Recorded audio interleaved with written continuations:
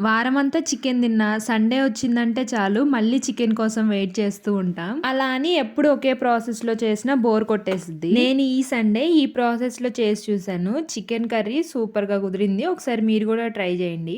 First చికెన్‌ని నీట్‌గా wash చేసేసుకొని స్పూన్ ఉప్పు, కారం, పసుపు వేసి బాగా కలుపుకోవాలి.